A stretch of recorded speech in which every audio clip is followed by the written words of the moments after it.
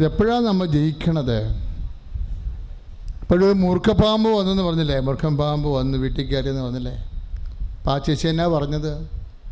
എൻ്റെ മക്കൾ റേഞ്ചില്ലാത്ത കാരണം ചാടി പുറത്തേക്ക് രാത്രി പോകുമ്പോൾ എനിക്ക് പേടിയാണ്, അവരെ പേടിപ്പിക്കാതിരിക്കാൻ വേണ്ടി മൂർഖൻകാരുകാരെയും ഞാൻ പറഞ്ഞില്ല. മാതാവിനോട് പറഞ്ഞ്, കൃപാസനം മാതാവേ, എനിക്ക് പാമ്പിനെ കാണിച്ചു തരണമേ. സിമ്പിളായിട്ടാണ് പ്രാർത്ഥിക്കണത്. ആരുടെങ്കിലുമൊക്കെ ജീവിതത്തിൽ ഈ അനുഭവങ്ങൾ വരുമ്പോൾ മാത്രമേ ഇത് മതം ഗൗരവമുള്ള വിഷയമാണെന്ന് അറിയാൻ പറ്റത്തുള്ളൂ. പക്ഷേ അമ്മയെ വിളിച്ച് പ്രാർത്ഥിച്ചപ്പോൾ ആ മൂർഖനെ കൊണ്ടുവന്ന് മുമ്പിൽ കാണിച്ചു തന്നു. അനങ്ങാതെ അത് കിടന്നതല്ലേ പറയണേ, അല്ലേ? ആ ഓരോ സാക്ഷ്യങ്ങൾ നമ്മൾ കേൾക്കുമ്പോൾ നമ്മൾ ഓർക്കണം, എല്ലാം ദൈവം ഇപ്പം നമ്മൾ യേശു കർത്താവാണെന്ന് നമ്മൾ അധരം കൊണ്ട് ഏറ്റുപറയാം. ദൈവം അവന് മരിച്ചവരിൽ നിന്ന് ഉയർപ്പിച്ച് നമ്മൾ ഹൃദയത്തിൽ വിശ്വസിക്കും. അപ്പോഴെന്താ സംഭവിക്കണം? നമ്മൾ രക്ഷ പ്രാപിക്കും. രക്ഷ ആരാണ്? ഈശോ. അപ്പം ഈശോയെ ഈസിയായി പ്രാപിക്കാൻ, ഈശോ ഈസ് ഈസി, അതാണ് ഉടമ്പടി നമ്മളോട് പറയണത്. എന്താ പറയണത്? ഈശോ ഈസ് ഈസി, അതാണ് ഉടമ്പടി പറയണത്. ഈശോയെ ഈസിയായി പ്രാപിക്കാനുള്ളൊരു മാർഗമാണ് എന്താണ്? ഉടമ്പടി. ഉടമ്പടിയിലൂടെ നമ്മൾ എന്താ ചെയ്യണത്? ഈ റോമാ 10:9 നമ്മൾ പ്രഖ്യാപിക്കുകയാണ്. എന്താണ്? യേശു കർത്താവാണെന്ന അധരം കൊണ്ട് നമ്മൾ ഏറ്റുപറയുന്നു. ദൈവം അവനെ മരിച്ചോട് ഉയർപ്പിച്ചത് നമ്മൾ ഹൃദയത്തിൽ വിശ്വസിക്കുന്നു.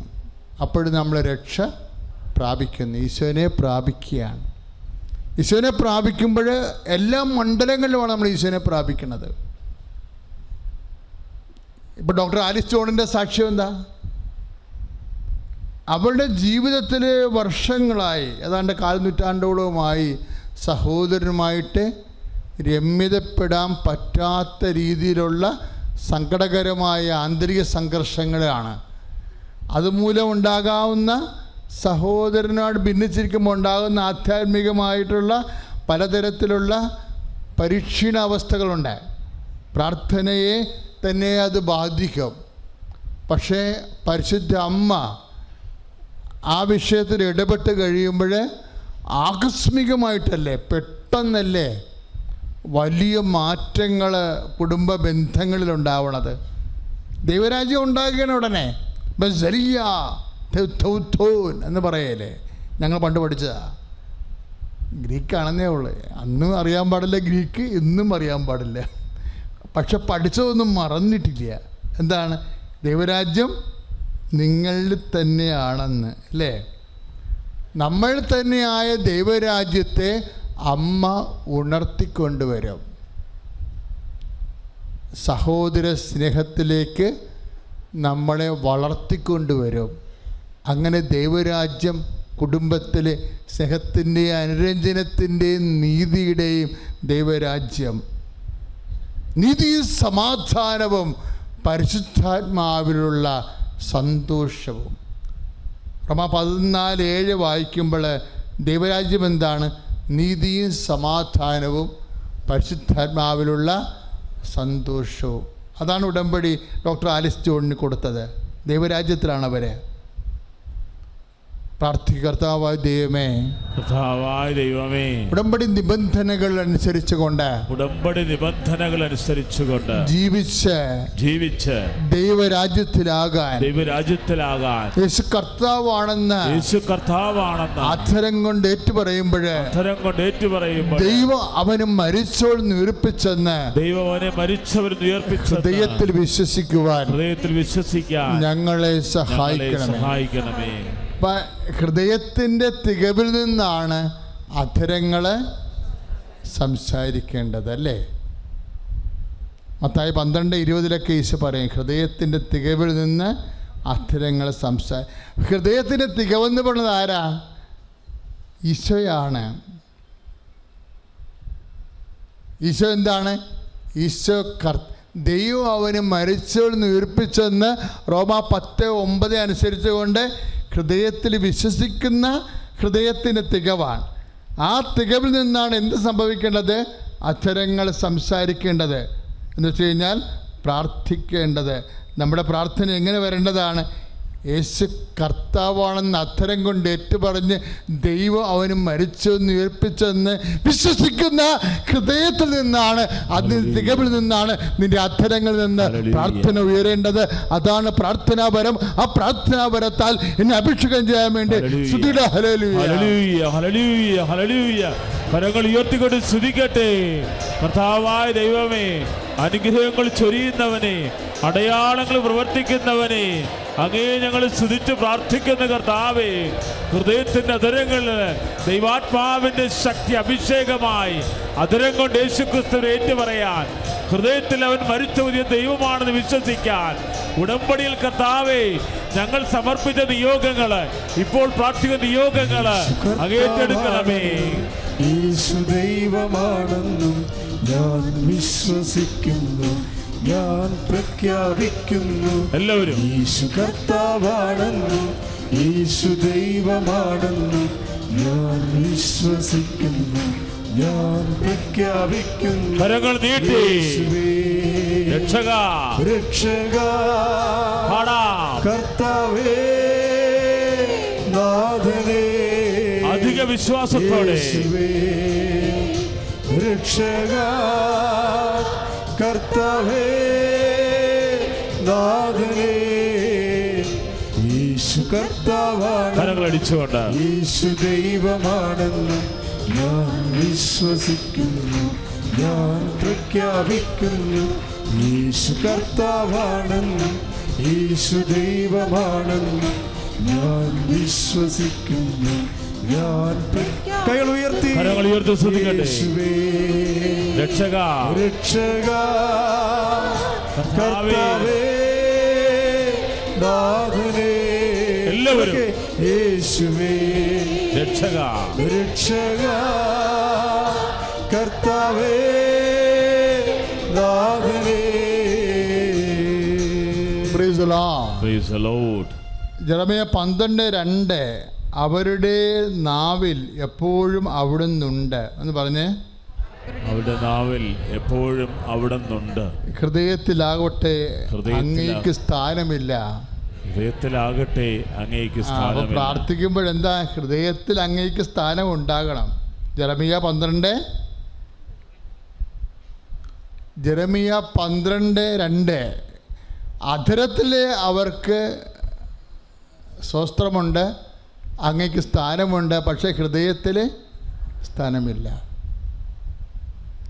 ഈശോ എന്നാ പറഞ്ഞത്? 12:34 ഹൃദയത്തിൻ്റെ തികവിൽ നിന്ന് അധരങ്ങൾ സംസാരിക്കണം.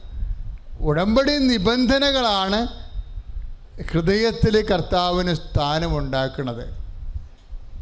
പ്രാർത്ഥനകൾ അധരത്തിൽ നിന്നുമുണ്ടാവരാകാം, പക്ഷേ പ്രഖ്യാപനങ്ങൾ, കാരുണ്യ പ്രവൃത്തികൾ, പ്രേക്ഷിത പ്രവർത്തനങ്ങൾ, ഉടമ്പടിയുടെ എല്ലാ പ്രവർത്തനങ്ങളും എവിടുന്നാണ് വരണത്? ഹൃദയത്തിലുള്ള ദൈവത്തിൻ്റെ സ്ഥാനത്തിനെ അടിസ്ഥാനപ്പെടുത്തുന്നതാണ് നമ്മുടെ പ്രാർത്ഥനകൾ. ചില ആൾക്കാരുടെ ഉടമ്പടി വെളുപ്പിന് എഴുന്നേറ്റുള്ള പ്രാർത്ഥനയും സന്ധ്യക്കുള്ള പ്രാർത്ഥനയേ ഉള്ളൂ, അധരം കൊണ്ടേ ഉള്ളൂ. കാരുണ്യപ്രവൃത്തിയില്ല, പ്രേക്ഷിത പ്രവർത്തനം ഒന്നുമില്ല, ഹൃദയത്തിൽ യേശുവിന് സ്ഥാനമില്ല. അതുകൊണ്ട് എന്നാ സംഭവിക്കണത്? അതിനാനുപാതികമായിട്ട് അനുഭവങ്ങൾ കുറഞ്ഞിരിക്കും, വരണ്ടിരിക്കും. ആർക്കെങ്കിലും ഉടമ്പടിയുടെ അനുഭവങ്ങൾ വരളുന്നുണ്ടെങ്കിൽ, വരേണ്ടതാകുന്നുണ്ടെങ്കിൽ പ്രവർത്തനങ്ങളുണ്ടോ, കാരുണ്യ പ്രവൃത്തിയുണ്ടോ, പ്രേക്ഷിത പ്രവർത്തനമുണ്ടോ, ഹൃദയത്തിൽ സ്ഥാനമുണ്ടോ എന്ന് ആത്മശോധന ചെയ്യേണ്ടതാണ്. പ്രാർത്ഥികർത്താവായ ദൈവമേ, പ്രവർത്തനങ്ങളിലൂടെ ഹൃദയത്തിൽ അങ്ങേക്ക് സ്ഥാനമുള്ളതുപോലെ അധരം കൊണ്ട് ഏറ്റുപറഞ്ഞ് പ്രാർത്ഥനയില് അത് പ്രഖ്യാപിക്കാൻ ഹൃദയത്തിൽ അങ്ങയുടെ സ്ഥാനം പ്രാർത്ഥനയിൽ പ്രഖ്യാപിക്കാൻ ഞങ്ങളെ സഹായിക്കണമേ. നിരന്തരം അങ്ങയുടെ സാന്നിധ്യം, അങ്ങയുടെ വാഗ്ദാനങ്ങള് പാലിച്ചു കാണുവാൻ അങ്ങ് കൊതിക്കുന്നത് പോലെ അതിനപേക്ഷിതമായി ജീവിതം പുനഃക്രമീകരിക്കുവാൻ ഞങ്ങളെ സഹായിക്കണമേ. ശ്രുതികട hallelujah, hallelujah, hallelujah, hallelujah, hallelujah. കരങ്ങൾ ഉയർത്തിക്കൊണ്ട് സ്തുതിക്കട്ടെ. കർത്താവായ ദൈവമേ, ഉടമ്പടി പ്രാർത്ഥനാഭിഷേകത്തിലൂടെ ഞങ്ങളുടെ ജീവിതം പുനഃക്രമീകരിക്കാൻ, ഹൃദയത്തിൽ അങ്ങയുടെ സ്ഥാനം നൽകാൻ, അധരം കൊണ്ട് മാത്രമല്ല ഹൃദയത്തിൽ അങ്ങ് ജീവിക്കുന്ന ദൈവമാണെന്ന് എന്ന് പ്രഘോഷിക്കാൻ, അങ്ങേക്ക് സാക്ഷ്യമാകാൻ ഉടമ്പടിയിലാണ് ഞങ്ങളെ വിശുദ്ധീകരിക്കണമേ. എൻ്റെ പേര് നിഖിൽ ജെറി ടോം. ഞാൻ Bangalore Hongasandra holy family church ഇടവകയിൽ നിന്ന് വരികയാണ്. ഇതെൻ്റെ അമ്മയാ. ദൈവത്തിനും മാതാവിനും ഒരായിരം നന്ദി. സോ ഞാൻ 2023 ആദ്യമായിട്ട് ഞാൻ പേഴ്സണലി ഉടമ്പടി എടുക്കുന്നത്. അതുവരെ എൻ്റെ അമ്മയായിരുന്നു പള്ളിയിലെ കാര്യങ്ങളിലൊക്കെ ആണെങ്കിലും കുറച്ച് കൂടുതൽ ആക്റ്റീവായിട്ട് നിന്നേച്ചത്. ഞാൻ ബൈ പ്രൊഫഷൻ ഒരു ഫാഷൻ ഡിസൈനറാണ്. സോ 2017 അത്ഭുതകരമായിട്ട് പ്രാർത്ഥിച്ച് നിഫ്റ്റിൽ അഡ്മിഷൻ കിട്ടിയതായിരുന്നു എനിക്ക്. അതും ഓൾ ഇന്ത്യ റാങ്ക് ഓൾമോസ്റ്റ് ഒരു 42 റാങ്കിൽ കിട്ടി. നിഫ്റ്റ് ബാംഗ്ലൂരിൽ ജോയിൻ ചെയ്തു. സോ അതുവരെ അത്യാവശ്യം പ്രാർത്ഥനയും കാര്യങ്ങളൊക്കെ ഉണ്ടായിരുന്നെങ്കിലും ബാംഗ്ലൂർ ചെന്നതുകൊണ്ടും പിന്നെ എൻ്റെ PO പ്രഷറും കാര്യങ്ങളും ഒക്കെ ആയതുകൊണ്ടും കുറച്ചൊന്ന് പ്രാർത്ഥനയിൽ നിന്ന് ഒന്ന് മാറിയുള്ളൊരു ലൈഫായിരുന്നു. അത് കഴിഞ്ഞ് 2021 ഗ്രാജുവേറ്റായി കഴിഞ്ഞിട്ടും ഓൾമോസ്റ്റ് ഒരു കുറച്ച് നാളത്തേക്ക് അത്ര വിശ്വാസ ജീവിതമല്ലായിരുന്നു ആദ്യത്തെ കുറച്ച് നാളുകൾ. സോ ഗ്രാജുവേറ്റ് ആയ സമയത്ത് തന്നെ ഒരു ആക്സിഡൻറ്റ് പറ്റി. പിന്നെ സാധാരണ ഞങ്ങളുടെ ബാച്ച്മേറ്റ്സ് ഒക്കെ ആണെങ്കിലും ഓൾമോസ്റ്റ് അത്യാവശ്യം ഫേമസ് ആയിട്ടുള്ള ബ്രാൻഡ്സിലൊക്കെ വർക്ക് ചെയ്യുമ്പോഴായിരുന്നെങ്കിലും എനിക്ക് ഒരു സ്റ്റാർട്ടപ്പ് ഫേമിലായിരുന്നു ജോലി ചെയ്യേണ്ടി വന്നത് ആദ്യത്തെ കുറച്ച് നാളുകൾ. അപ്പോഴും അമ്മ പ്രാർത്ഥനയിലുണ്ടായിരുന്നു, പ്രാർത്ഥന കാര്യങ്ങളൊക്കെ ചെയ്യുന്നുണ്ടായിരുന്നു. അപ്പോൾ ഞാൻ പിന്നെയും ആ പഴയ ഫ്രണ്ട്സ് ഗ്രൂപ്പിൽ തന്നെ പാർട്ടീസ് അല്ലെങ്കിൽ അങ്ങനത്തെ കാര്യങ്ങളൊക്കെ ആയിട്ട് നടക്കുമായിരുന്നു. പിന്നെ ആദ്യത്തെ ഒരു ഹിറ്റ് ഉണ്ടാകുക എന്ന് വെച്ച് കഴിഞ്ഞാൽ ഒരു 2023 സോ സ്റ്റാർട്ടപ്പിൽ ജോലി ചെയ്തുകൊണ്ടിരുന്ന സമയത്തായിരുന്നെങ്കിലും അതിൻ്റെ ഇടയിൽ ഒരു ക്രാഷ് ഉണ്ടായി. സ്റ്റാർട്ടപ്പിൽ നിന്ന് റിസൈൻ ചെയ്യേണ്ടി വന്നു. സോ അവർക്കാണെങ്കിലും ആ ഒരു കമ്പനി കുറച്ച് ലോസിലായിപ്പോയി. എന്നിട്ട് റിസൈൻ ചെയ്യേണ്ടി വന്ന സമയത്ത് it was kind of like A hard time for me. കാര്യം എന്താ പറയുക, എൻ്റെ കൂടെ ഇറങ്ങിയവരൊക്കെ ഓൾമോസ്റ്റ് ജോലി ചെയ്തുകൊണ്ടിരിക്കുകയാണ്. അവരും വലിയ അത്യാവശ്യം നല്ല ഫേമസ് ആയിട്ടുള്ള ബ്രാൻഡ്സിലൊക്കെ ഓൾറെഡി വർക്ക് ചെയ്യുകയാണ്. അപ്പോഴാണ് ആദ്യമായിട്ട് അമ്മ എന്നെ നിർബന്ധിക്കുന്നത്. കാര്യം ഞാൻ കൂടുതലും എന്താ പറയുക, ആ ഒരു പ്രായത്തിൻ്റെ ഇതിൽ ഫ്രണ്ട്സിൻ്റെ കൂടെ ചില്ല് ചെയ്ത് അങ്ങനെ ഉള്ളൊരു ലൈഫായിരുന്നു. അപ്പോൾ ആദ്യം അമ്മ ഇതേപോലെ ഒന്ന് ഉടമ്പടി എടുത്ത് നോക്കുക. അപ്പോൾ എനിക്കും ബുദ്ധിമുട്ടായിരുന്നു കാര്യം ഉടമ്പടി പാലിക്കുന്നതും. സോ അത്യാവശ്യം പ്രാർത്ഥന, പള്ളിപ്പോക്ക് കാര്യങ്ങളൊക്കെ ഉണ്ടായിരുന്നെങ്കിലും ഉടമ്പടി പാലിക്കുന്നത്, അതും അതിൻ്റെ നിബന്ധനകളും കാര്യങ്ങളൊക്കെ എനിക്ക് ഒരു ഭയങ്കര പാടുപോലെ തോന്നിയായിരുന്നു. എന്നാലും അമ്മ പറഞ്ഞിട്ട് ഞാൻ ഉടമ്പടി എടുത്തു 2023. സോ 2023 ഉടമ്പടി എടുത്ത് അപ്പോൾ തന്നെ അടുത്ത കമ്പനിയിൽ നിന്ന് ഇതേപോലെ ജോലിക്ക് വിളിക്കുമായിരുന്നു. ഇൻ്റർവ്യൂവിന് ചെന്ന് സീനിയർ മാനേജ്മെൻറ്റുമായിട്ടായിരുന്നു ഇൻ്റർവ്യൂ. ക്രാക്ക് ചെയ്തു, ഈസി ആയിട്ട് തന്നെ ക്രാക്ക് ചെയ്ത് അവിടെ സഫാരി ഗ്രൂപ്പ് എന്ന് പറഞ്ഞിട്ട്, സോ അത് UAE നമ്മുടെ ലുലു ഒക്കെ പോലെ അത്യാവശ്യം ഫേമസ് ആയിട്ടുള്ളൊരു ഗ്രൂപ്പാണ്. So moles and hyper markets ആണ് അവരുടെ മെയിൻ ബിസിനസ്. അവരുടെ 3 ഫാഷൻ ബ്രാൻഡ്സ് ആ ഒരു സമയത്ത് കൊറോണ ഒക്കെ കഴിഞ്ഞിട്ട് ലോസിൽ റൺ ചെയ്തുകൊണ്ടിരുന്ന ഫാഷൻ ബ്രാൻഡ്സ് പ്രോഫിറ്റിലേക്ക്, അതും ഓൾമോസ്റ്റ് ഒരു 3x പ്രോഫിറ്റിലേക്ക് റീബ്രാൻഡ് ചെയ്ത് കയറ്റിക്കൊണ്ടുവരാൻ പറ്റി. അത് കഴിഞ്ഞിട്ട് എനിക്കും ആ ഒരു കരിയറിൽ ഗ്രോത്ത് വേണമെന്ന് ഒബ്വിയസ്ലി ആഗ്രഹം ഉണ്ടായിരുന്നു. അപ്പോൾ അത് കഴിഞ്ഞിട്ട് രണ്ടാമത് ഉടമ്പടി എടുത്ത് ഭയങ്കര ഒരു ഭാഗ്യം പോലെ ഇന്ത്യയിലെ തന്നെ one of the leading fashion platforms ആയിട്ടുള്ള മിന്ത്രയിൽ ജോബ് കിട്ടി. മിന്ത്രയിൽ സീനിയർ ഫാഷൻ ഡിസൈനറായിട്ടായിരുന്നു ആദ്യം ജോബ് കിട്ടിയിരുന്നത്. അതും ഇൻട്രസ്റ്റ് ഉള്ള ഫീൽഡായിരുന്നു, ഇൻട്രസ്റ്റിംഗ് ആയിരുന്നു. അത് കഴിഞ്ഞിട്ട് മെല്ലെ മാനേജർ ലെവലിലേക്ക് കയറി. എല്ലാം അത്യാവശ്യം നല്ല സ്മൂത്തായിട്ട് തന്നെ റൺ ചെയ്യുമായിരുന്നു. എനിക്കും I was a really ambitious guy. അപ്പോൾ എനിക്കപ്പോഴും എന്താ പറയുക, കരിയറിൽ മുന്നോട്ട് പോകണം എന്നുള്ളൊരു ചിന്തയിൽ ഞാൻ കൂടുതൽ ചോദിക്കാൻ തുടങ്ങി, പ്രാർത്ഥനയിൽ നിന്നുകൊണ്ട് തന്നെ. അപ്പം മിന്ത്രയിലുണ്ടായിരുന്ന സമയത്താണെങ്കിലും അത്യാവശ്യം നല്ല രീതിക്ക് ഡെയിലി കുർബാനയും കാര്യങ്ങളൊക്കെ ഉണ്ടായിരുന്നു. പറ്റുമ്പോഴൊക്കെ കുമ്പസാരിക്കും. പിന്നെ കുർബാന മുടക്കാറില്ലായിരുന്നു. രാവിലെ ഞങ്ങളുടെ വീടിൻ്റെ തൊട്ടടുത്ത് തന്നെയാണ് പള്ളിയുള്ളത്. അപ്പോൾ രാവിലെ എല്ലാ ദിവസവും കുർബാനയ്ക്ക് പോയി അങ്ങനെയായിരുന്നു പോയിക്കൊണ്ടിരുന്നത് വെച്ചാൽ. പിന്നെ കുറച്ച് കഴിഞ്ഞിട്ട് പിന്നെയും ആ ഒരു ഫ്രണ്ട്സ് ഗ്രൂപ്പിലേക്ക് പിന്നെയും പോയി തുടങ്ങി. അപ്പോൾ അത് ദൈവമായിട്ട് തന്നെ ഒരു പണി തന്നതുപോലെ അവിടുത്തെ ഒരു മാനേജ്മെൻറ്റ് കുറച്ചും കൂടെ സ്ട്രിക്റ്റ് ആകാൻ തുടങ്ങി. അതുവരെ all days work from home കിട്ടിക്കൊണ്ടിരുന്ന എനിക്ക് അത് കഴിഞ്ഞിട്ട് ഓഫീസിൽ വരണം, പിന്നെ കാര്യങ്ങളൊക്കെ വന്നു തുടങ്ങി. അപ്പോൾ എനിക്കാണെങ്കിലും എന്താ പറയുക, ഓൾറെഡി ഓൾമോസ്റ്റ് ഒരു 1.5 years അവിടെ വർക്ക് ചെയ്തു എന്നുള്ളൊരു ഇതിൽ ഞാനും കുറച്ച് ഓവർ കോൺഫിഡൻ്റ് ആയി. എന്നിട്ട് ഞാൻ അവിടെ നിന്ന് റെസിഗ്നേഷൻ ഇട്ട് കഴിഞ്ഞിട്ട് ആണ്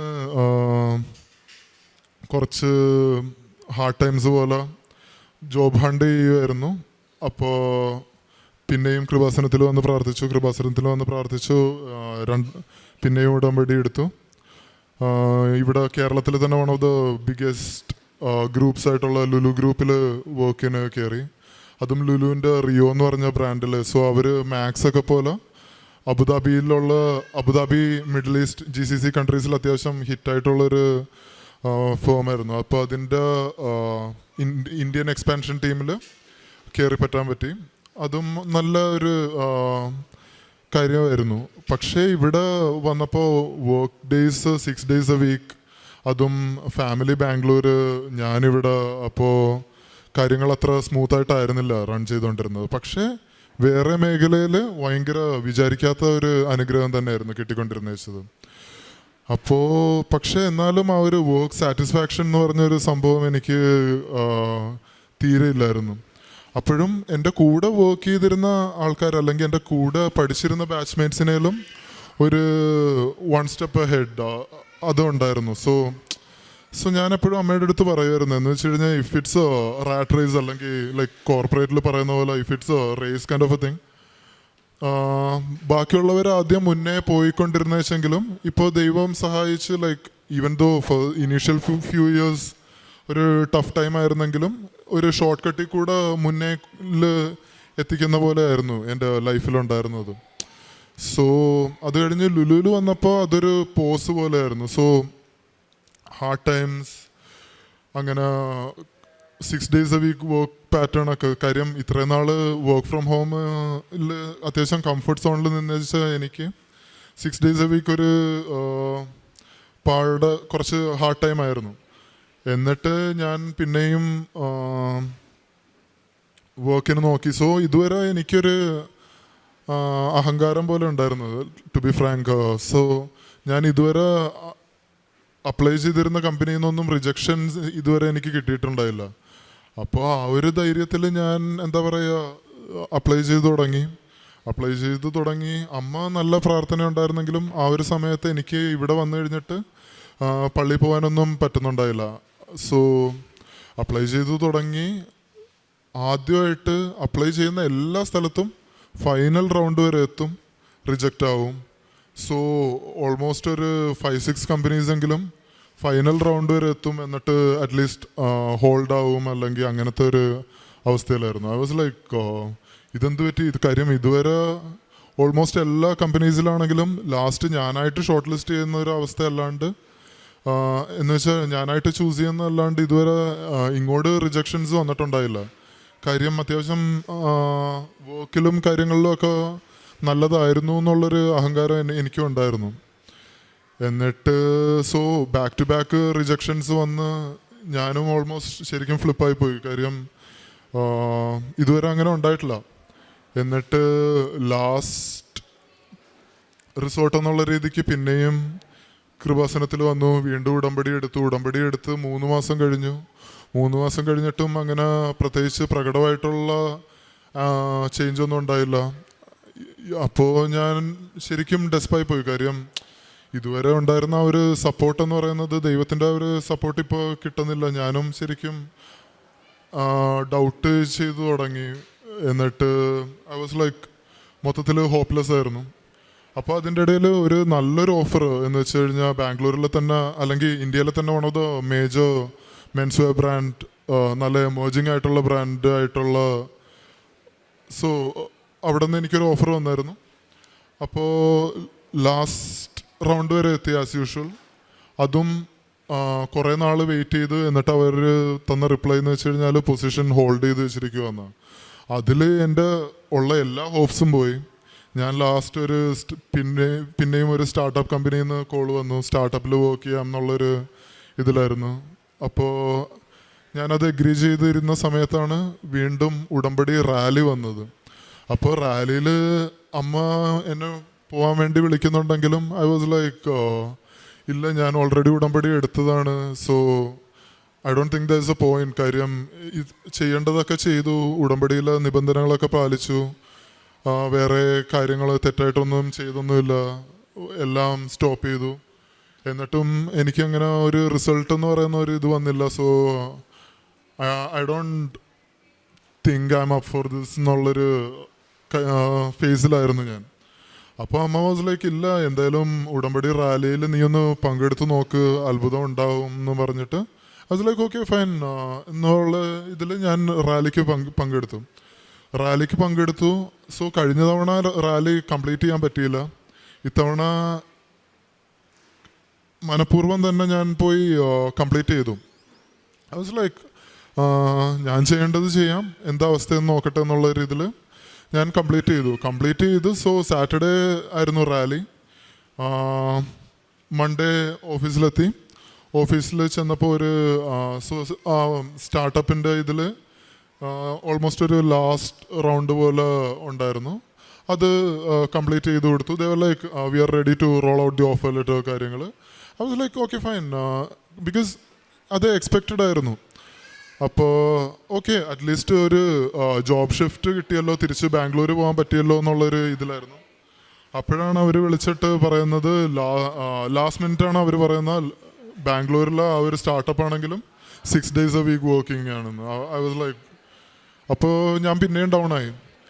പിന്നെ മൺഡേ ഈവനിങ് ഞാൻ മെസ്സേജസ് എടുത്ത് നോക്കിയപ്പോൾ ആ ഹോൾഡ് ചെയ്ത് വെച്ചിരുന്നു എന്ന് പറഞ്ഞ കമ്പനി എന്ന് വെച്ച് കഴിഞ്ഞാൽ എനിക്ക് വർക്ക് ചെയ്യാൻ ആഗ്രഹം ഉണ്ടായിരുന്നതും എൻ്റെ ആ ഒരു വൈബുമായിട്ട് മാച്ച് ആവുന്നതുമായിട്ടുള്ള ആ കമ്പനിയിൽ നിന്ന് അവർ പിന്നെയും മെസ്സേജ് ചെയ്തിരിക്കുന്നു, ആ ഒരു ഫൈനൽ റൗണ്ട് CEO ആയിട്ടുള്ള മീറ്റിംഗ് നമുക്ക് സ്കെഡ്യൂൾ ചെയ്താലോ എന്നുള്ള രീതിയിൽ.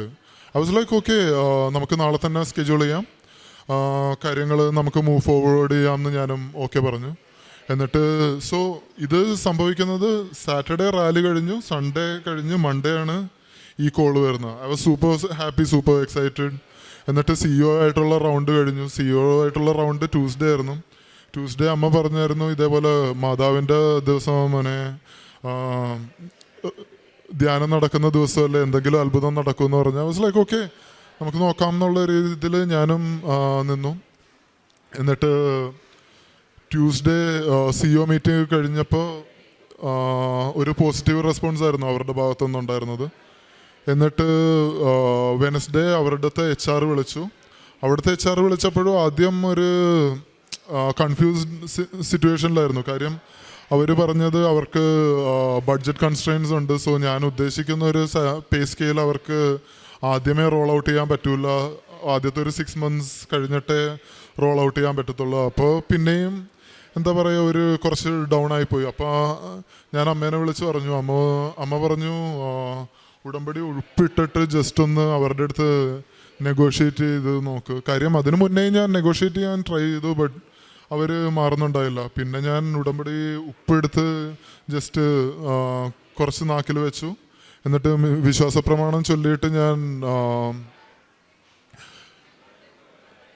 നെഗോഷിയേറ്റ് ചെയ്ത് കഴിഞ്ഞപ്പോൾ അവർ പറഞ്ഞു ഓക്കെ, ഞാൻ ഉറപ്പൊന്നും പറയുന്നില്ല, ഒരു ലാസ്റ്റ് ട്രൈ എന്നുള്ളൊരു രീതിക്ക് അവരും പറഞ്ഞു. I was like okay, there's hope at least. അപ്പോൾ അത് കഴിഞ്ഞ് പിറ്റേ ദിവസം അവർ വിളിച്ചിട്ട് പറഞ്ഞു ഓക്കെ, സീനിയർ മാനേജ്മെൻറ്റിൻ്റെ അടുത്ത് സംസാരിച്ചു, they are okay to roll out so and so amount as a CTC. അപ്പോൾ I was like okay, I'm super happy. അപ്പോൾ അത് തന്നെ ഒരു വലിയ അത്ഭുതമായിരുന്നു. കാര്യം ഞാൻ ഉദ്ദേശിച്ച ഒരു ഫോമിൽ, ഉദ്ദേശിച്ച സ്ഥലത്ത്, ഉദ്ദേശിച്ച ദിവസങ്ങൾ, സോ 5 days a വീക്കാണ്, ആകെ 2 Saturdays മാത്രമേ വർക്കിംഗ് ഉള്ളൂ. So I was like okay, so happy. എന്നിട്ട് ഇന്നലെ ഡിസ്കഷൻസ് ഒക്കെ കഴിഞ്ഞു. ബൈ എൻഡ് ഓഫ് ഫ്രൈഡേ അവർ ഓഫർ ലെറ്റർ റോൾ ഔട്ട് ചെയ്തപ്പോഴാണ് ഞാൻ ശരിക്കും അറിയുന്നത് ഈ എൻ്റെ hiring was for a senior manager position. So ഞാൻ 2021 പാസ് ഔട്ട് ആയത്. എൻ്റെ ഒരു എക്സ്പീരിയൻസ് വെച്ചിട്ട് മാക്സിമം എന്ന് വെച്ചാൽ എൻ്റെ ഒരു ബാച്ചിലർ ഓഫ് ഡിസൈൻ കഴിഞ്ഞ് മാസ്റ്റേഴ്സ് എടുത്തു കഴിഞ്ഞാലും മാക്സിമം ഒരു അസിസ്റ്റൻറ്റ് മാനേജർ പൊസിഷൻ മാത്രമേ കിട്ടത്തുള്ളൂ. കൂടിപ്പോയാൽ ജസ്റ്റ് ഡിസൈൻ മാനേജർ, ആ ഒരു പൊസിഷനിൽ മാത്രമേ കൂടിപ്പോയാൽ കിട്ടാൻ ചാൻസ് ഉള്ളൂ. പക്ഷേ when I saw the offer letter, അതിനകത്ത് മെൻഷൻ ചെയ്തേച്ചത് സീനിയർ മാനേജർ പൊസിഷൻ എന്നായിരുന്നു. അതും ഇത്ര വലിയൊരു പാൻ ഇന്ത്യ സ്കെയിലുള്ളൊരു ഫാഷൻ ഡിസൈൻ ഫോമിൽ സീനിയർ മാനേജർ പൊസിഷൻ കിട്ടുക എന്ന് പറഞ്ഞു കഴിഞ്ഞാൽ it's not at all an easy task. ഒരു 8 to 12 years എക്സ്പീരിയൻസ് എങ്കിലും മിനിമം ഉള്ള ഒരാൾക്ക്, അതും അത്ര എഫിഷ്യൻ്റ് ആയിട്ടുള്ള ഒരാൾക്ക് മാത്രമേ ആ ഒരു സീനിയർ മാനേജർ പൊസിഷനിൽ കയറാൻ പറ്റത്തുള്ളൂ. ആൻഡ് ആ ഒരു ഓഫർ ലെറ്ററും കൂടെ കണ്ടപ്പോൾ I was totally shocked. And മാതാവിന് നന്ദി പറഞ്ഞേ പറ്റത്തുള്ളൂ എന്നുള്ളൊരു അവസ്ഥയായിരുന്നു. സോ പ്രേക്ഷിത പ്രവർത്തനമായിട്ട് ഞാനും അമ്മയും, സോ ബേസിക്കലി ഞാൻ ബാംഗ്ലൂർ പോകുന്ന സമയത്ത് അമ്മയുമായിട്ട് പോകാറുണ്ടായിരുന്നു. സോ അമ്മ സാധാരണ ചെയ്യുന്നത് എന്താണെന്ന് വെച്ച് കഴിഞ്ഞാൽ എല്ലാ വെനസ്ഡേയും അവിടെ ഒരു ക്യാൻസർ സെൻ്റർ ഉണ്ട്. ഗവൺമെൻറ് ഹോസ്പിറ്റലിലാണ്, നമ്മുടെ ഇവിടുത്തെ ഗവൺമെൻറ് ഹോസ്പിറ്റൽ പോലത്തെ അവിടെ കിഡ്വായി എന്ന് പറഞ്ഞിട്ടൊരു ക്യാൻസർ സെൻ്റർ ഉണ്ട്. സോ അവിടെ ഈ കുഞ്ഞു പിള്ളേർക്ക്, ക്യാൻസർ ബാധിച്ച പിള്ളേർക്ക് രാവിലെ ഫുഡ് ഉണ്ടാക്കിയിട്ട് കൊണ്ടുപോയി കൊടുക്കുമായിരുന്നു. സോ അവരൊട്ടും ഏബിളായിട്ടുള്ള ഫാമിലിയിൽ നിന്ന് ആയിരിക്കത്തില്ല. അപ്പോൾ അവർ അമ്മയുടെ കൂടെ ഞാനും പോകുമായിരുന്നു ആ ഒരു സമയത്ത് ബാംഗ്ലൂർ വരുമ്പോഴൊക്കെ. അതുപോലെ പ്രേക്ഷിത പ്രവർത്തനമായിട്ട് ഗവൺമെൻറ് ഹോസ്പിറ്റൽസിലൊക്കെ ചെന്നിട്ടാണെങ്കിലും ആൾക്കാരുടെ അടുത്ത് സംസാരിച്ച് പത്രം കൊടുക്കാൻ പോവുമായിരുന്നു. പിന്നെ കഴിയുമ്പോഴൊക്കെ കുർബാനയ്ക്ക് മാക്സിമം, സോ ഇവിടെ എറണാകുളത്ത് വന്നു കഴിഞ്ഞിട്ട്, സോ രാവിലെ 7:30 to 7 ആണ് വർക്കിംഗ് അവേഴ്സ്. അപ്പോൾ എനിക്ക് പോകാൻ പറ്റത്തില്ലായിരുന്നു കുർബാനയ്ക്ക്. കാര്യം ഏർലി ഇൻ ദ മോർണിംഗ് എണീറ്റ് പോയിട്ട് പിന്നെ മൊത്തത്തിൽ എക്സോസ്റ്റഡ് ആവുമായിരുന്നു. പക്ഷേ ബാംഗ്ലൂർ ഉണ്ടായിരുന്ന സമയത്തൊക്കെ എല്ലാ ദിവസവും തന്നെ കുർബാനയ്ക്ക് മുടങ്ങാണ്ട് പോകുമായിരുന്നു, കുടുംബ പ്രാർത്ഥനയ്ക്ക് പോകുമായിരുന്നു, കൊന്ത ചൊല്ലുമായിരുന്നു. അതേപോലെ ഉടമ്പടി ഒക്കെ ആണെങ്കിലും പ്രോപ്പറായിട്ട് തന്നെ ചെയ്യുമായിരുന്നു. പരിശുദ്ധ അമ്മയ്ക്കും ഈശോയ്ക്കും കോടാനുകൂടി നന്ദി പറയുന്നു. എൻ്റെ ഭയങ്കര ഒരു ആഗ്രഹമായിരുന്നു മോനുമായിട്ട് ഈ പരിശുദ്ധ അമ്മ പ്രത്യക്ഷപ്പെട്ട ഈ വിശുദ്ധ സ്ഥലത്ത് നിൽക്കണമെന്നുള്ളത്. അതിന് കാരണമുണ്ട്. കാരണം 2017 ഞങ്ങൾ ഇവിടെ ഒരു തങ്കിപ്പള്ളിയിലൊരു കല്യാണത്തിന് വന്നതാണ്.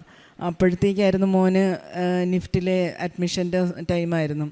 അപ്പം ശരിക്കും ഞങ്ങളുടെ ഫാമിലി ഏറ്റവും പ്രതിസന്ധിയിലൂടെ കടന്നു പോകുന്ന ഒരു അവസരമായിരുന്നു. ഹസ്ബൻഡിന് വയ്യാതിരിക്കുന്ന ഒരു രോഗമൊക്കെ ആയിട്ടിരിക്കുന്ന. അപ്പം ആദ്യം ഇവിടെ വന്ന് വേറൊരാൾ നേർന്നിട്ട് അത് നിറവേറ്റാൻ വേണ്ടിയിട്ടാണ് ഞാൻ വന്നത്. അന്നേരം ഞാൻ ഉടമ്പടിയൊന്നും എടുത്തില്ലായിരുന്നു. അത് കഴിഞ്ഞിട്ടാണ് ഞാൻ പിന്നെ വന്ന് ഉടമ്പടിയൊക്കെ എടുത്തത്.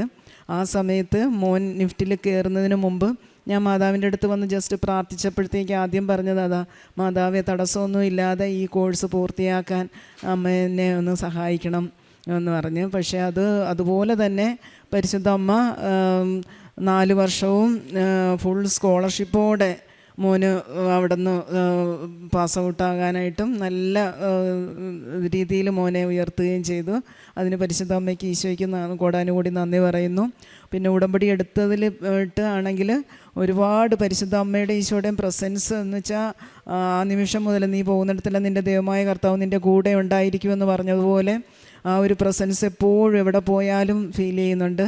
ഞാൻ ഉടമ്പടി എടുത്ത സമയത്ത് ഞങ്ങൾ എറണാകുളത്ത് താമസിക്കുക. അത് കഴിഞ്ഞിട്ട് മോൻ ഞങ്ങളെ അങ്ങോട്ട് ബാംഗ്ലൂർക്ക് കൊണ്ടുപോയെങ്കിലും ഞാൻ ആദ്യം മോനോട് പറഞ്ഞത് അമ്മയ്ക്ക് ആകെ ഒരു ആഗ്രഹമേ ഉള്ളൂ, മോനെ പള്ളി എല്ലാ ദിവസവും എനിക്ക് കുർബാനയ്ക്ക് പോകണം, അതിനുള്ള ഒരു അവസരം എന്ന് വെച്ചാൽ 2 കിലോമീറ്റർ ആണെങ്കിലും അമ്മ നടന്നു പോയിക്കോളാം എന്ന് പറഞ്ഞ്. പക്ഷേ പരിശുദ്ധ അമ്മയുടെ ഇടപെടൽ കൊണ്ട് നേരെ ഓപ്പോസിറ്റ് വീടിൻ്റെ നേരെ ഒരു റോഡിൻ്റെ വ്യത്യാസം എന്ന് വെച്ചാൽ ഒരു 10 അടി പോലും ഇല്ല, അതുപോലെ പള്ളി, അത് മലയാളികളുടെ പള്ളി ഞങ്ങളുടെ മാണ്ഡ്യ രൂപതയിൽ അതാണ്.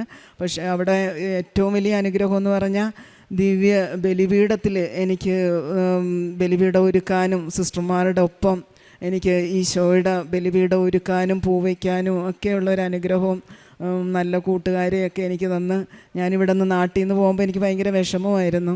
കർണാടകയിൽ എനിക്ക് ആരും പരിചയമുള്ളവരൊന്നും ഇല്ല, വന്യനാടല്ലേ, ഭാഷ അറിയത്തില്ല. പക്ഷേ എല്ലാം ചുറ്റിനും മലയാളികൾ, നല്ല സ്നേഹമുള്ള ആൾക്കാർ, നല്ല ഒരു അന്തരീക്ഷത്തിൽ ഈശോയ്ക്ക് ശുശ്രൂഷ ചെയ്യാനും. കൂടാതെ കഴിഞ്ഞ മാസം ഞാൻ വന്ന് പരിശുദ്ധ അമ്മയുടെ ഒരു രൂപം വാങ്ങിച്ചുകൊണ്ട് പോയായിരുന്നു. രൂപം വാങ്ങിച്ചുകൊണ്ട് പോയി പിറ്റേ ആഴ്ചയിൽ തന്നെ 1000 മണി ജപമാല ചെല്ലാമെന്നും അത് ആദ്യം തുടങ്ങിയത് എൻ്റെ വീട്ടിൽ നിന്നാണ്. അത് കഴിഞ്ഞിട്ട് ഞങ്ങൾ അവിടുത്തെ ഇടവക അച്ഛനോട് ചോദിച്ചപ്പോഴത്തേക്ക് അച്ഛൻ പറഞ്ഞ് ദിവ്യകാരുണ്യ ചാപ്പലിലിരുന്ന് ചൊല്ലാനുള്ള അവസരവും തന്ന്. അങ്ങനെ എല്ലാ ബുധനാഴ്ചയും ഞങ്ങളിപ്പോൾ ചാപ്പലിലിരുന്നാണ് 1000 മണി ജപമാല ചൊല്ലുന്നതും. അതിന് തുടക്കമിടാനായിട്ടൊക്കെ പരിശുദ്ധ അമ്മ എൻ്റെ വീട് തിരഞ്ഞെടുത്തതിനും എൻ്റെ മോന് ചെറിയ ദുശീലങ്ങളുണ്ടായിരുന്നു, വീട്ടിൽ നിന്ന് മാറി നിന്ന് അതെല്ലാം മാറ്റിത്തന്നതിനും എല്ലാം ഈശോയ്ക്കും മാതാവിനും കോടാനുകൂടി നന്ദി പറയുന്നു. ഓരോ ആവശ്യങ്ങളിലും എന്ത് ചെറിയ രോഗവും വലുതും ഒക്കെ ആയിട്ട് വന്നാലും ഇപ്പോൾ ഡോക്ടറിൻ്റെ അടുത്തൊന്നും പോകാതെ ഉടമ്പടി തൈലവും തേനും ഉപ്പും ഒക്കെ ഉപയോഗിച്ച് ആണ് ഞങ്ങൾ എല്ലാം ഉടമ്പടി ജീവിതത്തിന് കൃത്യമായിട്ട് 2 ആഴ്ച കൂടുമ്പോഴത്തേക്ക് കൃത്യമായിട്ട് കുമ്പസാരിക്കാനും പത്രങ്ങൾ കൊടുക്കാനും പത്രം ഇങ്ങനെ ശരിക്കും അച്ഛൻ പറയുന്ന പോലെ ഓരോ കെട്ടൊന്നും അല്ല. ഞാൻ ഇവിടെ വരുമ്പോഴൊക്കെ ചിലപ്പോൾ 5ഉം 6ഉം കെട്ടൊക്കെ വാങ്ങിച്ചുകൊണ്ട് പോവുകയും ഹോസ്പിറ്റലിൽ കുഞ്ഞു പിള്ളേരുടെ വാർഡിലാണ് കൊണ്ടുപോയി കൊടുക്കുന്നതും. അവർക്കൊക്കെ തൈലം വെച്ച് പ്രാർത്ഥിക്കാനും കാശ് രൂപം കൊടുക്കുകയൊക്കെ ചെയ്തിട്ടുണ്ട്. ഒത്തിരി പേർക്ക് ഹീലാകുകയും ചെയ്തിട്ടുണ്ട്. അങ്ങനെ പിന്നെ എനിക്കൊരു മോളുണ്ട്, മോളുടെ അലർജിയും ഒത്തിരി രോഗങ്ങളും ഒക്കെ മാറ്റിത്തന്ന് ഈശോയ്ക്ക് കോടാനും കൂടി നന്ദി പറയുന്നു.